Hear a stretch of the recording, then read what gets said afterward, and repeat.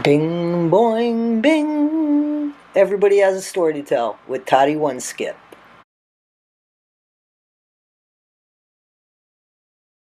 Hey guys, this is Everybody Has a Story to Tell with Toddy One Skip. And boy, let me tell you, does Lauren Matthias have a story to tell? She's almost like the Ellen DeGeneres of social media. We all thought she was something, but we found out she was something else.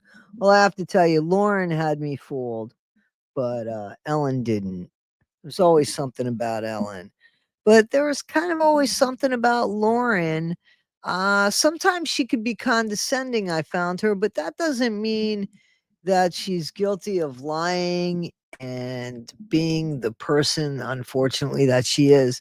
You know, one thing that content creators tend not to do, and it's a respect that we have for each other, basically, is not copyright striking anybody. You know, we first reach out to them and say, hey, listen, if you're going to use my content, A, B, C, D, or E, or could you please not use my content? We just don't go after a strike like that.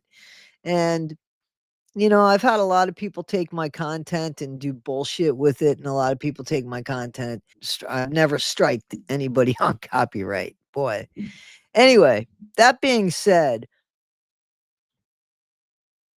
Lauren Matthias, I believe, has ruined her reputation and pulled like Jesse Smollett, basically, but on social media. You know what I'm saying? So here's somebody that had the ins and 300,000 subscribers, and her husband is a well renowned, forensic psychologist. And we go to their channel, at least I went to their channel for facts. You know, and I'm not saying that those facts weren't facts, but the credibility of Lauren has come under scrutiny. So as soon as you nick at somebody's facade, hopefully it stands up. It's not a house of cards. But it seems like Lauren exaggerated and took advantage of things and used a little bit of coercive control. That's when a much larger channel is going to go after a smaller channel simply because they're going to tell their side of that story by showing something.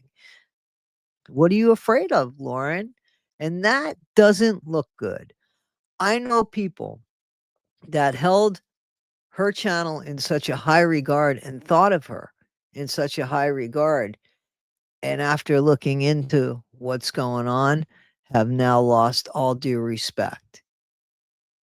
So, when I was originally told what happened, I thought, nah, that can't be. Yeah, well, it seems like there was a story that Lauren wanted to take advantage of, but only so much advantage because she didn't want to go to court about her stalker because it wasn't true. So maybe, perhaps, she called Law and Crime and said, hey, you know, I'm going to have this, and or just let them show up so that she could pull back from going to court. Now, here's the thing. If somebody is afraid for somebody's life, and if you're going to be that dramatic and you're doing a 9-hour live, then man, you must be scared. Why in the world wouldn't you continue on? Now, people are saying, well, because she wanted to protect her son. Her son wasn't part of that, from my understanding. Her son wasn't part of that. Something's also up with Grayson, who used to work with Annie Elise. And Annie Elise said, Now, I have a lot of respect for Annie Elise, of course. That's a facade that we haven't messed with, and no reason to. No reason to. Lauren made a 9-hour victim, in my opinion, a victim live stream so she could get people on side to get ahead of a narrative. And she counted on people believing what she said. And I believe that there are people that honestly believe what she said, but step back. Step back. something's up with the Vallow case. You saw that there is, I believe it was Charles,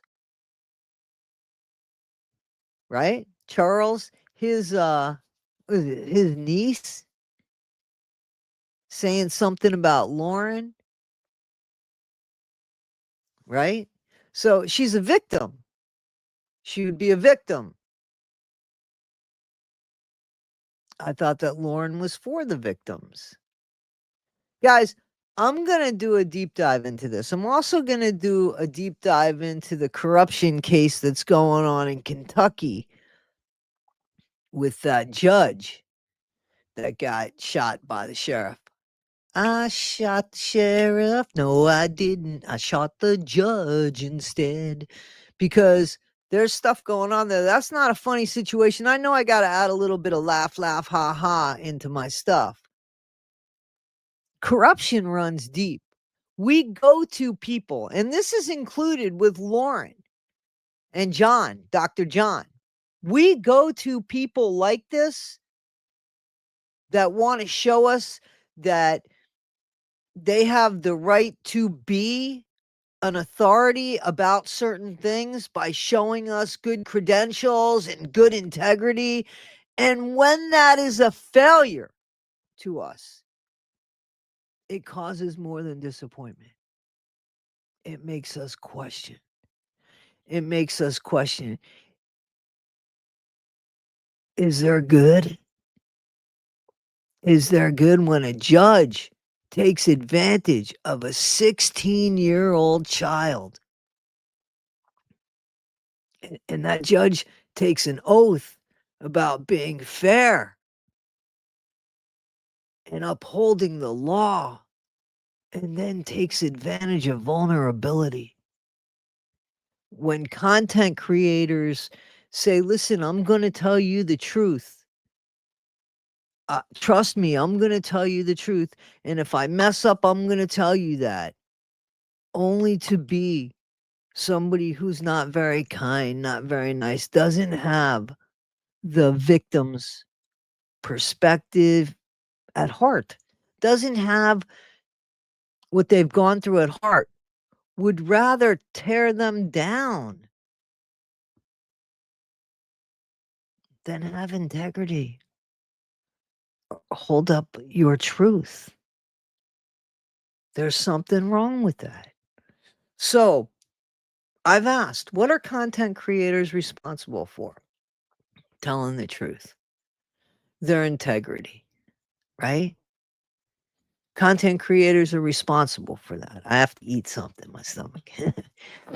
And then what are the authorities? When we go to the authorities and we seek help or we seek fairness or judicial fairness, a justice system that's supposed to look out for us. And we find that there's corruption in there. When everything's discombobulated and turned upside down, then what do you do? Like, where do you go? What are you supposed to do? The world is crazy and messed up. We're going to get into the Lauren Matthias, and come on, man. You have 300,000 subscribers. Don't you have enough? I mean, like, don't you have enough? People have said perhaps they've bought subscribers. People have said, where is their 100,000 milestone marker of YouTube? The thing that you get when everybody gets 100,000 views, they get the plaque. Where's their plaque? People are saying their views don't match with the amount of subscribers, but you can't always go by that. It makes you wonder everything.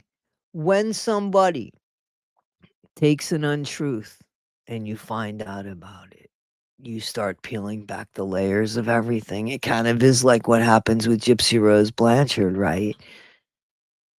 When somebody tells you something that's an untruth, you start peeling it back and you just have a bunch of shit. And now you got to fix it. You got to try to correct that damage. Well, the judge, he's done and over with, but there's a lot of officials that are supposedly in on this ring of manipulating people into doing actual favors that aren't favors. It's costing them. It's how they're paying for shit, basically, to get out of things, to get out of trouble with their bodies. Some as young as 16. Our judicial system, content creators with almost 500,000 subscribers, bullying other content creators that have less, or trying to change a narrative, all for manipulation. Guys, we're going to talk about. Let me know what you think about it. This is Everybody Has a Story to Tell with Toddy One Skip. Don't let this be your story, guys. Take care. I'll see you soon. Bing, boing, bing. Everybody Has a Story to Tell with Toddy One Skip.